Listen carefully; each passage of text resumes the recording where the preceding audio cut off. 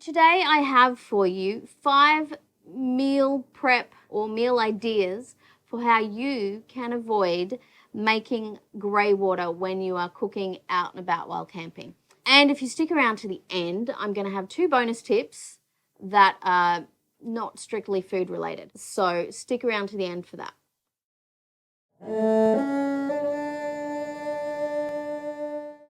Hello internets.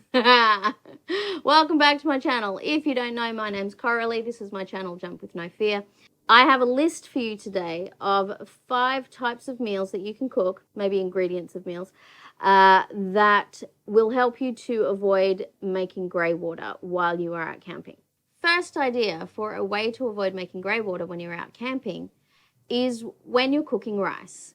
Generally, in the Western world, a lot of people boil rice by literally just boiling the rice. That not only makes your rice not as good as it could be, but it also creates a hell of a lot of grey water. If you have not heard of the absorption method for cooking rice, look it up. If I find a good recipe, I'll link to it in the description or something. It's not hard. It just means there's a little bit of measuring to be done when you cook the rice. Now, when you cook rice via the absorption method, you have no water left after it's cooked. You will need a couple of things. You'll need a cooker that will allow you to simmer, not super low, but just mostly low.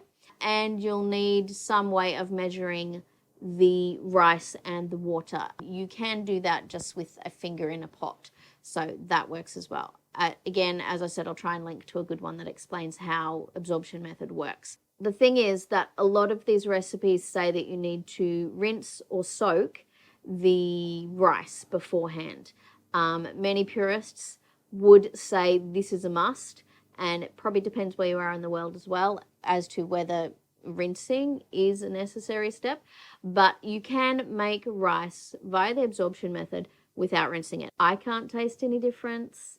My ex, Alexis's dad, reckons he can taste the difference, but he's a big rice eater, so I suspect most people wouldn't be able to taste the difference, and you end up with 0 water left over, so nothing to try and get rid of. It's fantastic. Second idea for you is to make soup or noodles with a broth. So keep the water that you've cooked your soup in, keep the water that you cooked your noodles in. If you're cooking something like instant noodles, then just use the minimum amount of water that you can possibly need, and as the noodles start cooking, just try and stir it around a bit so it all gets mixed up fully. You may not get a completely even cook of the noodles, but I think if you're paying attention, then you will. It turns out fine. And you will get a little bit of water left in the bottom, but if you have that as part of the broth with the noodles, then it tastes good because you've got all the flavoring in it, and it's really good. Same with the soup. Just use the absolute minimum water you need. If it's a soup like with potatoes or pumpkin or things like that in it, that will often absorb a lot of the water that you put in there. So that's another great way or meal to avoid creating lots of grey water that you then have to get rid of later. The third meal idea I have for you if you're not creating grey water is steamed dumplings, also known as gyoza or pan-fried dumplings, also known as pot stickers, I think, in some places in the world. You do use water to cook them in, but that steams away completely, and once the water's gone, your gyoza or your steamed dumplings, they're cooked, so all your water's gone. It's great, nothing to get rid of. The fourth idea I have for avoiding grey water when you're cooking meals is for one pot meals. You don't need to boil anything individually.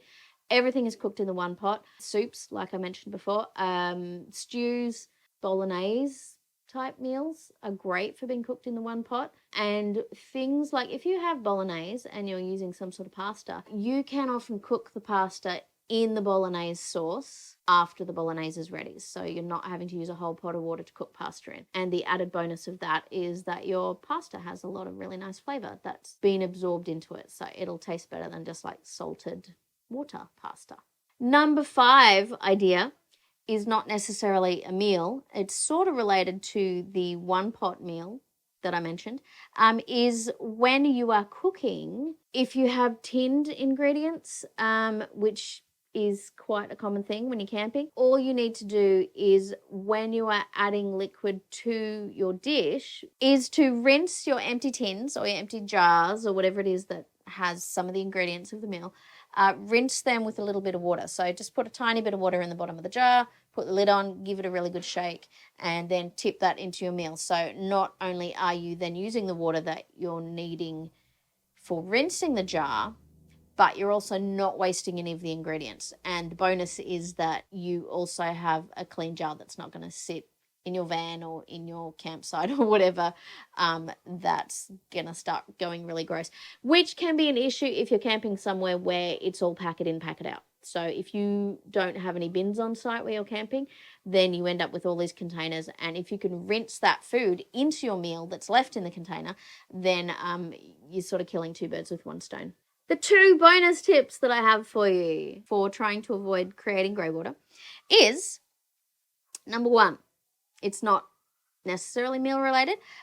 Use a cleaner or water in a spray bottle for doing your dishes, rather than filling a sink or a bowl with a whole lot of water and then your dishwashing liquid or whatever you're using to clean with. It means you don't then have a giant tub of water to get rid of. It also means you're saving water. Most things that you will clean dishes with aren't going to kill you if there's tiny little bits of it left on your dishes. So the way I do this, I've got a video about how I avoid grey water when washing dishes as well, and I'll link it somewhere. You spray the dish with a little bit of water or a little bit of soapy water or something like Co or various other cleaners that you can use, and then you either wipe it down with a paper towel or a microfiber cloth or whatever sort of cloth that you want to use to clean your dishes. If you are worried about residue on there, then just wet a paper towel or wet another clean cloth and give them one more wipe afterwards, and that way you don't have this entire container of water that you need to get rid of.